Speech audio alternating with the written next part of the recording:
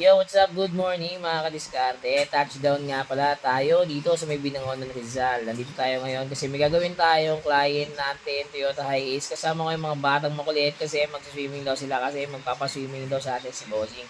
So ito yung kanilang resort. Yan, dito lang yan sa Binangonan ng Rizal. Siyempre, trabaho muna tayo. Umpisa muna natin doon sa pakay natin. Sila iniwan natin doon para nag-enjoy na sila. Tayo naman nagtatrabaho pa. Ito, kakabilan natin na 100 unit yan. Pwede ka na mag-waste, Netflix, YouTube, Google Map. Ano pang inaantay nyo? Mag-upgrade ka na. So after noon, tapos na tayo magtrabaho, ito na, dito tayo. Tayo naman ang magre-relax. Napakaangas. Dito nga pala tayo sa resort nila. Ito, Elaville Resort nga pala to mga kadiskarte. Sabi ng Binangonan ng Rizal lang to mga kadiskarte. Masarap dito, malamig at napaka-enjoy talaga kasi napakalawak ng pool area nila. Marami silang pool area dito. Meron din silang private pool kung gusto niyo private. Nag-offer din sila doon.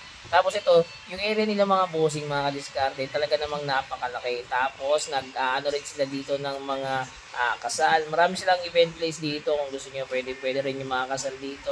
Kahit anumang gusto niyo gawin, nag-a-avail din yan. Yung, salamat bossing sa pa-foods. Napakasarap talaga dito. Talagang nag-enjoy yung mga bata.